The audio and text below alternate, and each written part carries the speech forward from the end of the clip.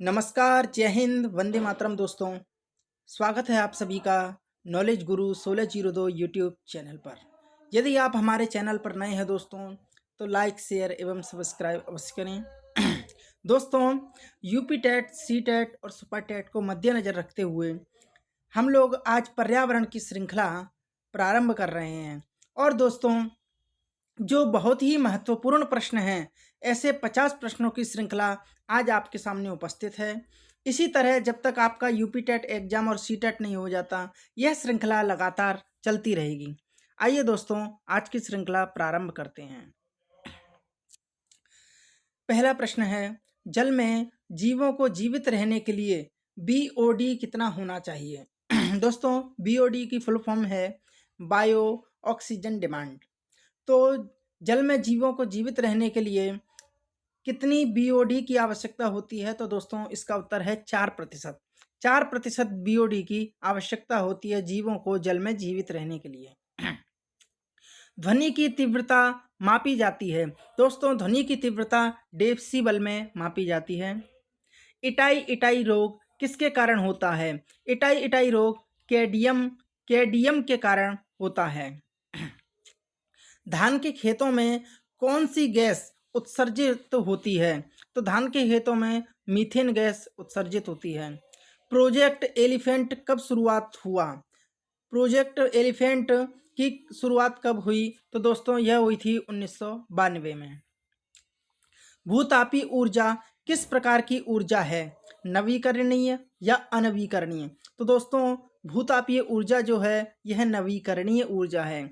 दोस्तों, इस सेशन में हम लोग व्याख्यान बिल्कुल भी नहीं लेंगे, क्योंकि यह हमारी फटाफट श्रृंखला है। फटाफट 50 प्रश्नों का हम लोग रिवीजन करेंगे, क्योंकि हमारा जो एग्जाम है बहुत ही करीब है। भारत में कुल कितना वन क्षेत्र है? तो दोस्तों, भारत में 24.16% हमारा वन क्षेत्र है। भारत में सर्वाधिक सघन वन वाला राज्य कौन सा है? तो दोस्तों, इसको समझ लीजिए। यदि भारत में सर्वाधिक सघन वन वाला राज्य पूछा जाए तो अरुणाचल प्रदेश है। यदि भारत में सर्वाधिक प्रतिशत वन किस राज्य में पाए जाते हैं, तो आप दोस्तों क्या लगाएंगे? मेघालय। ठीक है दोस्तों।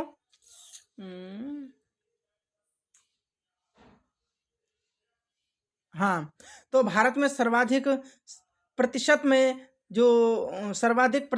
जो वन अधिक पाए जाते हैं वह मेघालय में पाए जाते हैं। और दोस्तों, यदि भारत में सर्वाधिक वन क्षेत्र पूछा जाए तो वह मध्य प्रदेश में है।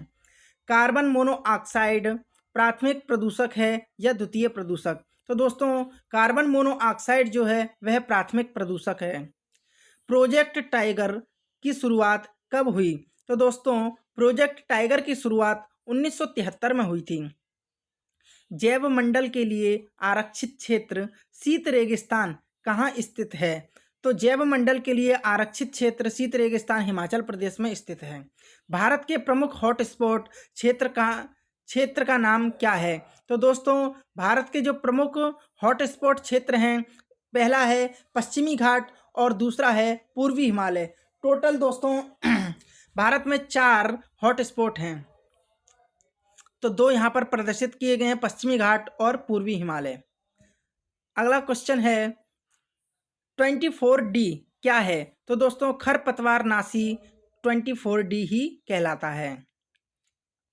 ह्यूमेलियन क्या है? तो दोस्तों, ह्यूमेलियन मानव जनित प्रदूषण है। मानव जनित प्रदूषण को ही ह्यूमेलियन कहा जाता है। स्पेस डिबरी से क्या समझते हैं? तो स्पेस डिबरी से दोस्तों तात्पर्य है अंतरिक्ष में कूड़ा करकट को ही स्पेस डिबरी कहा जाता है। अम्ल वर्षा कराने में कौन से तत्व शामिल हैं? तो दोस्तों, अम्ल वर्षा कराने में नाइट्रस ऑक्साइड और सल्फर डाइऑक्साइड। ठीक है दोस्तों, नाइट्रस ऑक्साइड और सल्फर डाइऑक्साइड ये दोनों ही गैसें अम्ल वर्षा कराने में क्या हैं? शामिल हैं। अम्ल वर्षा किस प्रकार का प्रदूषण है? अम्ल वर्षा वायु प्रदूषण है। इकोसिस्टम तथा इकोलॉजी शब्द दोस्तों यह अभी हम छोड़ देते हैं, क्योंकि एजी टांसले और अर्नेस्ट हेकल दोनों ही इनके प्रतिपादक हैं। यदि इकोलॉजी शब्द की बात की जाए तो दोस्तों इकोलॉजी शब्द अर्नेस्ट हेकल ने दिया था और इकोसिस्टम शब्द एजी टांसले ने दिया था। ओजोन दिवस कब मनाया जाता है? तो ओजोन दिवस दोस्तों 16 सितंबर को मनाया जाता है। ये सभी प्रश्न मोस्ट इम्पोर्टेंट हैं, आपकी परीक्षा में आए हुए हैं और इनमें से मैं नहीं समझता दोस्तों कम से कम 5 प्रश्न अवश्य आपके एग्जाम में फंसेंगे, ये गारंटी है। जैव विविधता दिवस कब मनाया जाता है? तो जैव विविधता दिवस 22 मई को मनाया जाता है। विश्व जल दिवस कब मनाया जाता है? विश्व जल दिवस दोस्तों 22 मार्च को मनाया जाता है। पर्यावरण दिवस आपको सभी को पता है, पर्यावरण दिवस 5 जून को मनाया जाता है। विश्व खाद्य दिवस कब मनाया जाता है? तो दोस्तों विश्व खाद्य दिवस 16 अक्टूबर को मनाया जाता है। भारत सरकार ने किस जीव को राष्ट्रीय जलीय जीव घोषित किया है? तो दोस्तों भारत सरकार ने डॉल्फिन को राष्ट्रीय जलीय जीव घोषित किया है। यूएनईपी का मुख्यालय कहाँ पर है? तो दोस्तों यूएनईपी का मुख्यालय नैरोबी में है। ये यूएनईपी की क्या फुल फॉर्म है इत्यादि का विचार दोस्तों हम जब विस्तृत रूप से अध्ययन करेंगे पर्यावरण का तब इसकी चर्चा करेंगे। तो यूएनईपी का मुख्यालय कहाँ पर है दोस्तों? नैरोबी में। रेड डाटा बुक जो है दोस्तों ये यूएनईपी ही जारी करता है। रेड डाटा बुक जो होती है, जो संकटग्रस्त पौधे या संकटग्रस्त जो प्रजातियां होती हैं उनका उसमें उल्लेख होता है। ब्लू बेबी सिंड्रोम जल में किस तत्व की अधिकता के कारण होता है? तो दोस्तों ब्लू बेबी सिंड्रोम एक रोग है जो कि जल में नाइट्रोजन की अधिकता के कारण हो जाता है। मौसम संबंधी घटनाएं बादलों को बनाना या बादलों का बनना, वर्षा होना, बिजली चमकना, हवाओं का चलना किस मंडल में होता है? तो दोस्तों जिस मंडल में क्षोभ होता है वही उसी में ये सभी कार्य होते हैं। तो क्षोभ मंडल में मौसमी घटनाएं होती हैं, बादलों का बनना होता है, वर्षा होना होता है, बिजली का होना होता है, बिजली का चमकना होता है, हवाओं का चलना होता है, इसी मंडल में होता है। रेडियो तरंगों का उत्सर्जित होना किस मंडल से संबंधित है? तो दोस्तों रेडियो तरंगें जो उत्सर्जित होती हैं ये आयन मंडल में होती हैं। पेयजल का सबसे बड़ा स्रोत कौन सा है? तो पेयजल का दोस्तों सबसे बड़ा स्रोत है ग्लेशियर। जल भूमि संरक्षण के लिए रामसर समझौता कब और कहाँ हुआ? तो जल भूमि संरक्षण के लिए रामसर समझौता 1971 में ईरान में हुआ था।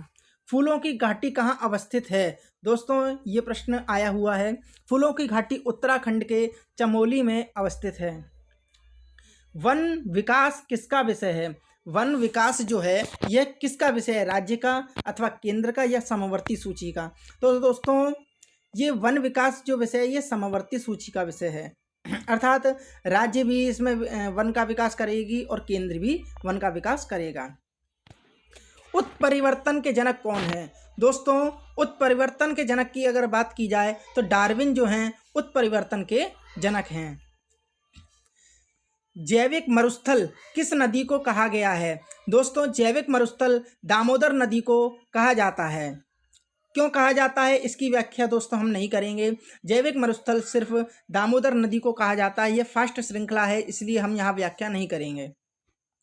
ईंधन की शुद्धता की जांच के लिए किस संख्या का प्रयोग करते हैं? तो दोस्तों ईंधन की अगर शुद्धता की जांच की जाए तो उसके लिए ऑक्टेन संख्या का प्रयोग किया जाता है।